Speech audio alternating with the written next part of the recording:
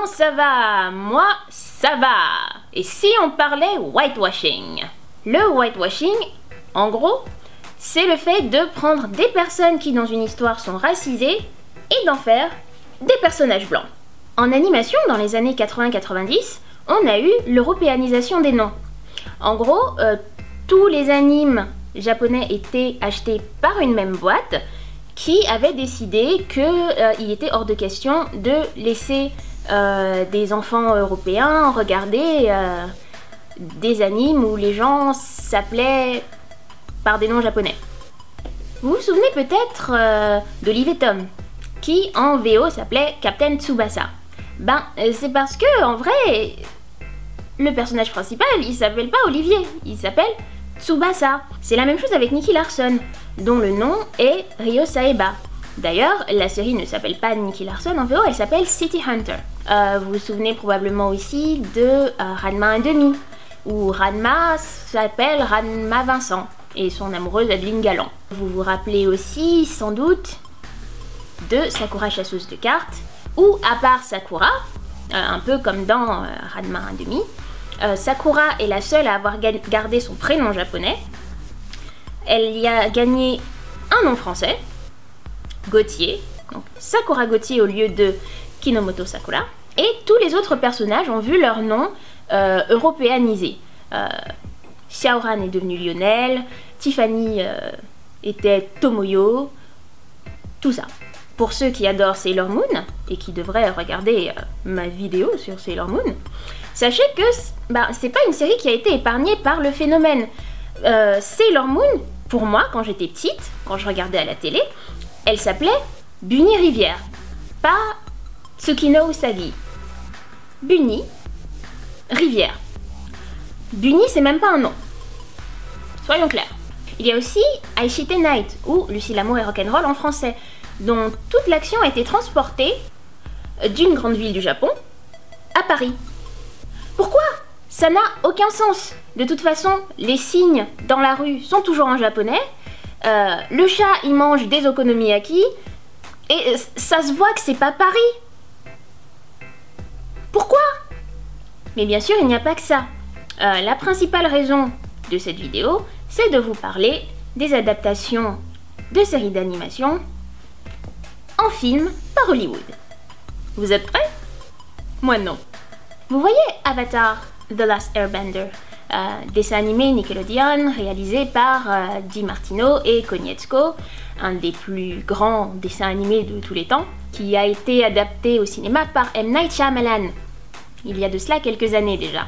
Alors, certes, ce film, il n'y a rien qui fonctionne dedans, hein, pas les musiques, pas les chorégraphies, pas les effets spéciaux, pas le jeu d'acteur, mais en plus, il faut savoir qu'ils n'ont pas été foutus de respecter un dessin animé sorti de leur propre territoire. Dans Avatar The Last Airbender, si vous vous souvenez, personne n'est blanc. On a des gens typés japonais, des gens typés plus chinois, des gens plus inspirés de la tradition tibétaine et probablement des Inuits. Personne n'est blanc. Mais dans le film, les protagonistes sont blancs. Et ce qui est encore pire, tous les antagonistes ont la peau foncée. Et ils sont plus particulièrement typés moyen-orientaux ou hindous. Ensuite, bien sûr, il y a le fameux Dragon Ball Evolution, que j'ai refusé de regarder pendant plus de 10 ans avec raison. Si vous connaissez Dragon Ball, la série est à la base inspirée du Voyage vers l'Ouest, un roman épique ayant été écrit vers le XVIe siècle, et qui est très connu dans les pays d'Asie de l'Est. Et du coup, le fait de transporter l'action d'Asie aux USA n'avait déjà aucun sens, parce que le Voyage vers l'Ouest est un récit empreint de tradition bouddhiste, pas états-unienne, mais qu'en plus, eh bien, ça enlève littéralement toute la substance, tout le sens de Dragon Ball. Dragon Ball est une série typiquement japonaise, avec des personnages qui ont des valeurs japonaises, une culture japonaise, alors que Dragon Ball Evolution, les noms sont transposés, certes, et je suppose certaines actions, hein, les espèces de paix de main là pour faire le Kamehameha, tout ça. Mais à part ça, tout est américain.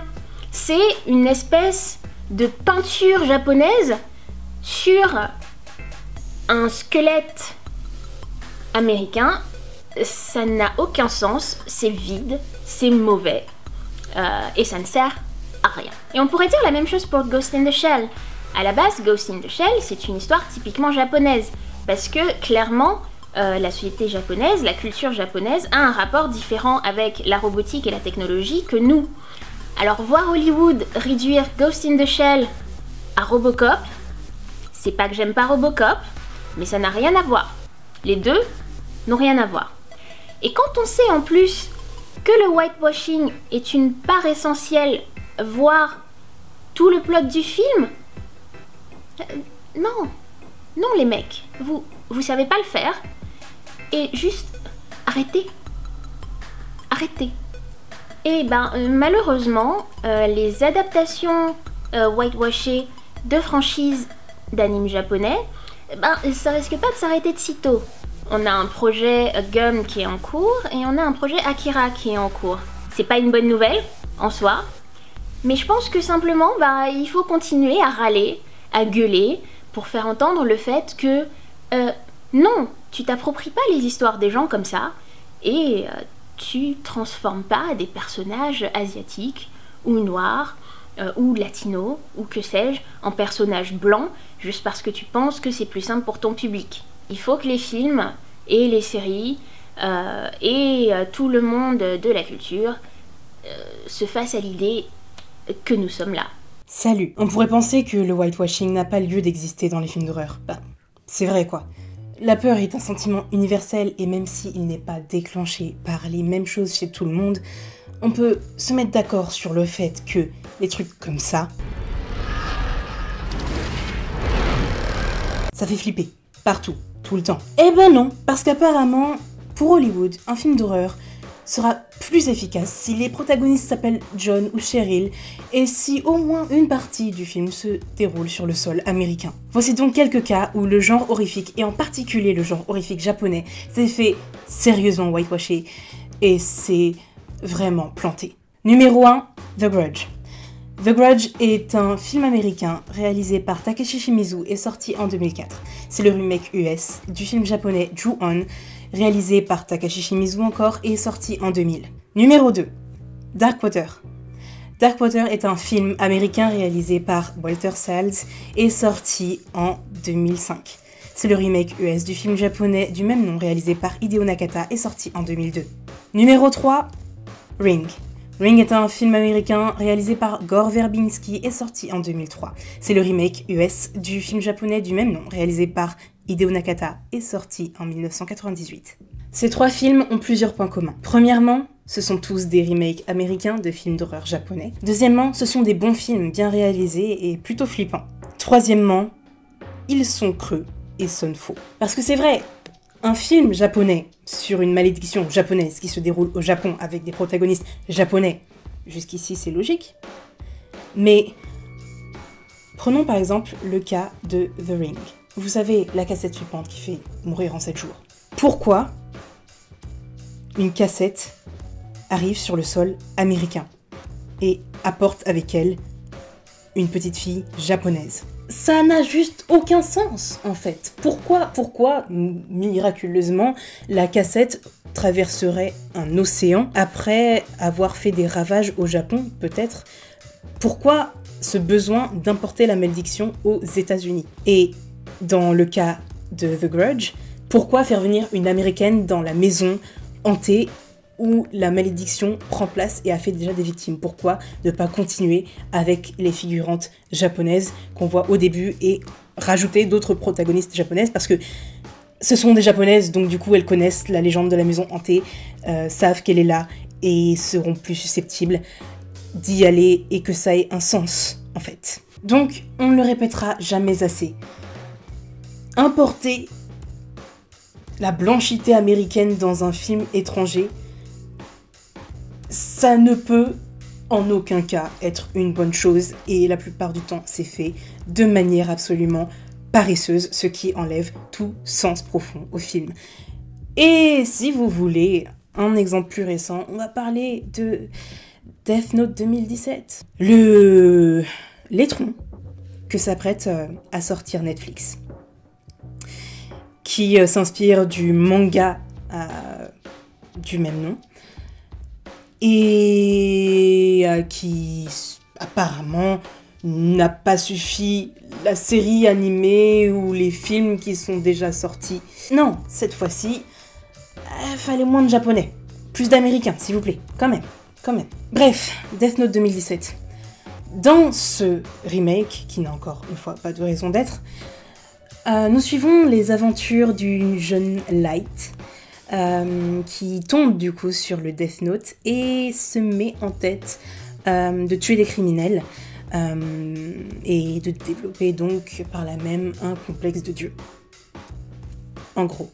Sauf que rien que dans ses premières phrases, il y a des petites choses qui posent problème quand même. Le fait que les réalisateurs aient compris qu'un Américain qui s'appelle Light Yagami, ça passerait pas, donc du coup ils ont transformé le truc en Light Turner. Le fait que, par contre, ils ont gardé le surnom que Light se donne, qui est le surnom Killa, qui est la prononciation japonaise du mot killer en anglais, et qu'il se fait assister par un des personnages centraux de l'histoire, Ryuk, un démon japonais, joué par Willem Dafoe. Waouh!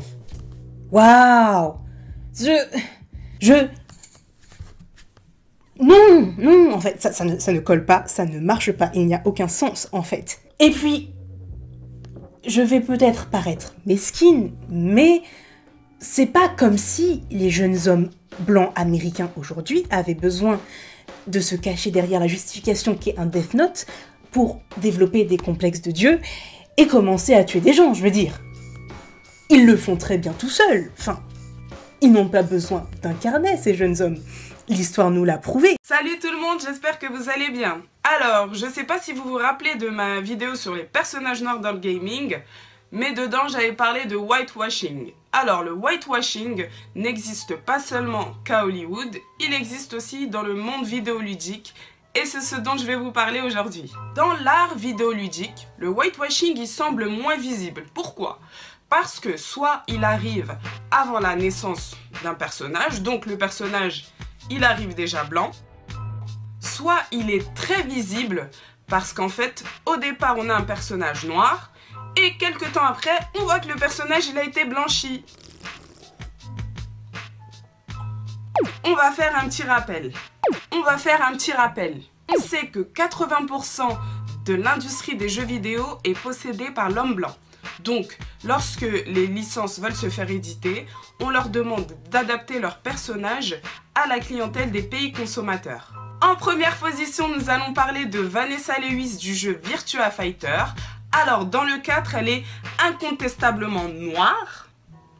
Et dans le 5, attention, remasterisation du personnage, elle est blanche. Nous allons parler d'un autre jeu, un jeu de combat, Mortal Kombat, où cette fois-ci on a eu 2 cas de whitewashing constatés par les fans. Donc on a le personnage de Jade et le personnage de Tanya.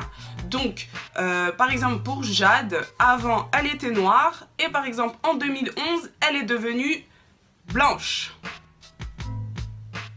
Nous allons parler du jeu vidéo Prince of Persia. Donc Prince of Persia, ça se passe en Persia. Persia, c'est les Perses. Donc le héros c'était Dastan ou Dastan comme vous voulez. Donc dans les versions précédentes, Dastan était perse. Et en 2008, gros relooking. Donc après ce relooking, on retrouve un Dastan un peu plus blanc. Et il a même un accent du Mississippi. Nous allons maintenant parler du jeu Infamous Second Zone. C'est un jeu d'aventure qui est sorti sur PS4. Donc dedans, on incarne le protagoniste Delsin Rowe. Delsin Rowe, ça devait être un personnage d'origine amérindienne. Je vous dis ça devait être parce qu'au final il a été whitewashé. Donc Delsin Ross, c'est, je cite, un délinquant qui vient d'une tribu donc amérindienne de Washington. Bref, à la fin, au final, on retrouve bien sûr tous les codes d'un amérindien. C'est un personnage blanc avec un bonnet, un gilet, des écouteurs, très amérindien. Je sais pas si vous voyez. On va parler du jeu vidéo Dead or Alive. Alors, je vais vous raconter la petite histoire. Donc, il y a eu un personnage, c'est Lisa Hamilton. Donc, le concepteur du jeu Tomonobu Itadaki a carrément dénoncé le whitewashing. Comme ça, vous pourrez pas dire « Ouais, mais elle s'invente des vies avec son whitewashing, c'est bon, vas-y, elle nous saoule !» Il a dit que le whitewashing du personnage de Lisa Hamilton n'était certainement pas dû à des problèmes d'éclairage et qu'il avait vu dans sa carrière que certains concepteurs de jeux prenaient la liberté d'effectuer ces modifications.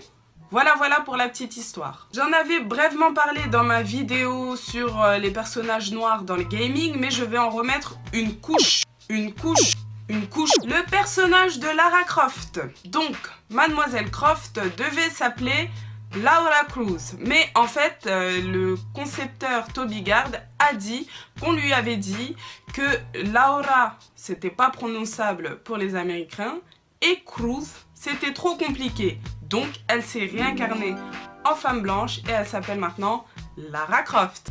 Why the fuck you lying? Why you always lying? Oh my god, stop fucking lying. Pour terminer cette vidéo, alors il y a certaines personnes qui vont me dire « Oui, mais la responsabilité, elle vient de toutes parts, vous aviez qu'à mettre des programmateurs racisés dans le milieu !» Stop, on est en 2017. Soit vous proposez plusieurs personnages avec différentes carnations, mais arrêtez de nous whitewasher. Si vous voulez un personnage noir, mettez un personnage noir. Si vous voulez un personnage blanc, mettez un personnage blanc. Mais arrêtez de nous faire croire que vous remasterisez les personnages et que, comme par magie, ils deviennent blancs. Voilà, je vous dis à bientôt pour de prochaines vidéos. Salut!